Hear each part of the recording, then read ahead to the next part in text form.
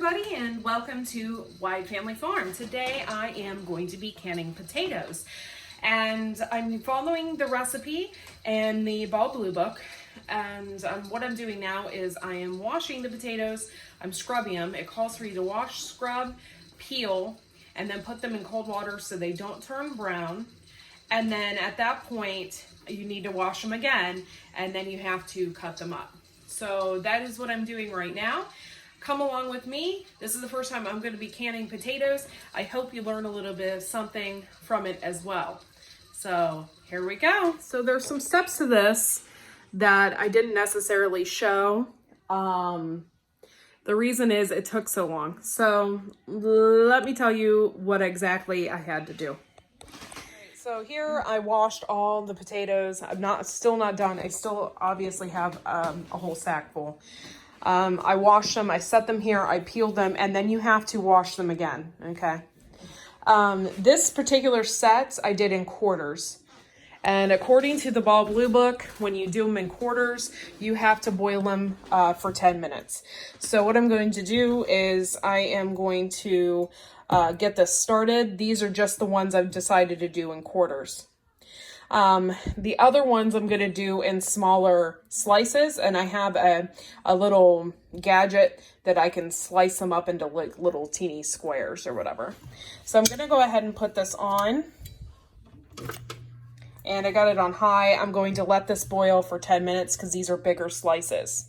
Okay, so in this book, it talks about how I'm doing this hot pack method. For cubes, it's 2 minutes, like I said, and quartered potatoes, it's for 10 minutes. You heat it thoroughly, but not for soft. They drain and discard the liquid, and then you pack them hot. Once you pack them hot, then you put boiling water over them. This is the problem I had with this Ball Blue book, and this is a prime example. Though it has really good recipes, I don't want to ever steer you away from this book. But here, like, it doesn't give you the rest of the instructions. You have to flip to page 387 for the fourth and fifth steps. But here you process pints for 35 minutes, or you process the quarts for 40. And I'll be doing quarts, and I'm processing them for 40 minutes. This is the page 387 in the Ball Blue book where it told me that I had to flip to. Basically, it tells you how to prepare all of this. This is for vegetables. It's not just for canning potatoes, okay? This is for vegetables. I am going to add salt in with these, and here you want to add a teaspoon per quart. So that's what I'm going to do as well. Thing in this book you do not want to ignore is these little notes on the side. These little notes over here will give you tips as to how to pack your vegetables. This one particularly, it says pack raw vegetables as tightly as possible in the jars, unless noted by the recipe. Raw vegetables shrink slightly and soften during the process. So I'm going to pack my potatoes as tight as I possibly can, and then go from there. So this is going to be a long, drawn-out process today, and I have lots of things going on.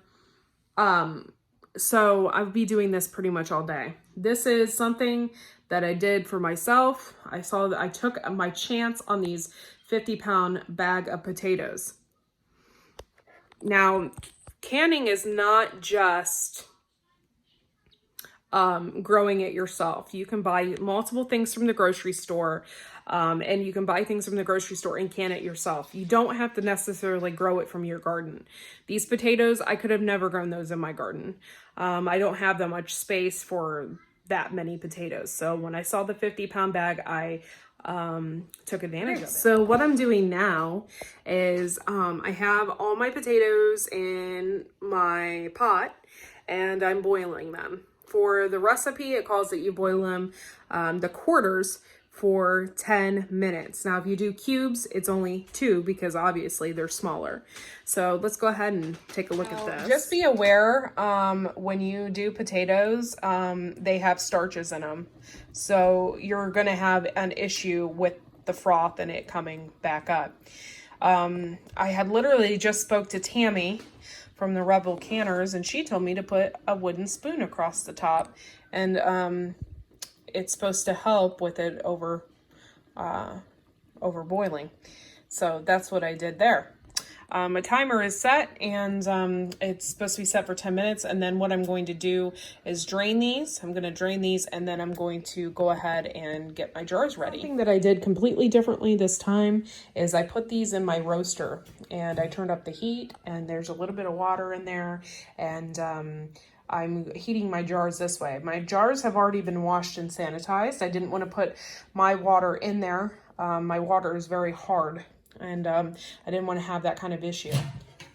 There's a couple of things that you'll need also for this. I have a funnel, I have a headspace measurer, I have this handy dandy jar puller, and I'm going to put salt. This is canning pickling salt. I'm going to go ahead and put a teaspoon in my jars before I put the potatoes in. Okay, so those of you that are new to canning, this whole process is called hot packing. So my potatoes are warm, my jars are warm, and I'm gonna go ahead and start packing them in the jars. This calls for 1-inch headspace. So I'm gonna go ahead and do that. Meanwhile, I also need to boil some water on the stove for these potatoes. So I'm gonna go ahead and get that started. I went ahead and warmed these in my roaster oven. And I did that because they needed to stay warm. So what I'm gonna go ahead and do is I'm gonna go ahead and pack this full of potatoes, leaving a 1-inch headspace as well. So let's go ahead and we'll do. I set these in quarters, and some of them kind of mashed up. They didn't boil very well. But honestly, there's nothing I can do about that. So I'm gonna try and pack as many as I can in a jar.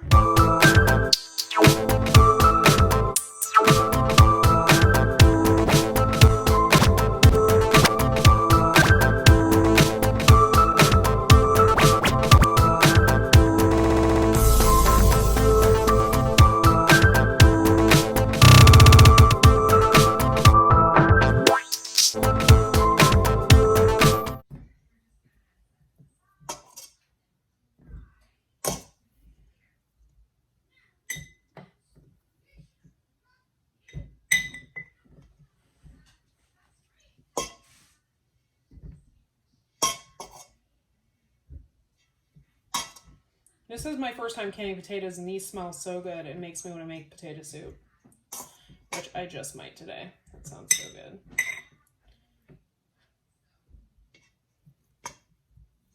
Oh, I even have the onions and the celery, so that's what I'm talking about.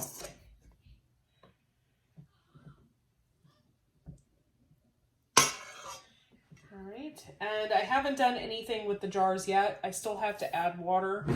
So I'm just waiting for my water to come to a boil. Okay, so I have this hot steaming pot of boiling water. What I'm going to do then is I'm going to go ahead and ladle some of this water in here. So I'm going to leave a 1-inch headspace in here. So I put some parsley in some of these. I actually grew it myself, and I dried it. So I'm putting some parsley in there for some parsley potatoes. I'm gonna go ahead and fill this up, leaving a 1-inch headspace. You also want to burp them.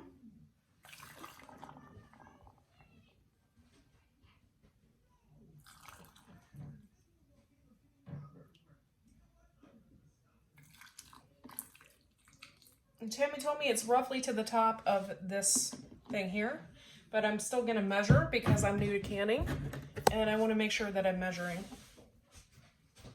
1-inch headspace is there. And I could probably use just a smidge more water.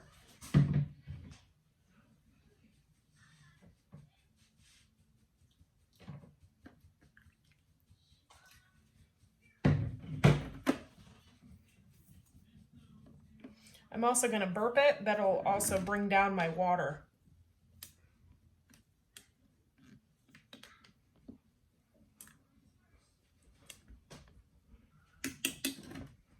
And I think that brought it down a little bit, yeah. So I'll add in just a little bit more hot water.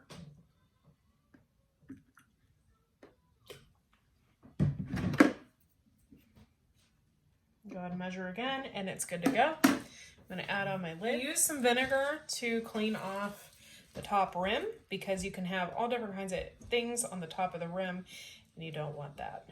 It'll stop your seal. So I'm just going to go ahead and clean it with some vinegar and wipe it off, so that way there's no starch or anything from your potatoes. Then I'm going to go ahead and put my ring on, my ring and my lid. And fingertip tight is crank it once and then one more time. And that's fingertip tight. This is extremely hot. So what I'm gonna go ahead and do is lift it with this and put it in my canner. Okay, so now I'm just waiting for my pressure canner to get up to pressure. For my area, it's 11 pounds of pressure. You do have to do that own research for your area to figure out what kind of pressuring you need for your pressure canner. And now I'm just waiting. And you will see the results right here on our live. So thanks for watching, and we will see you at my next live.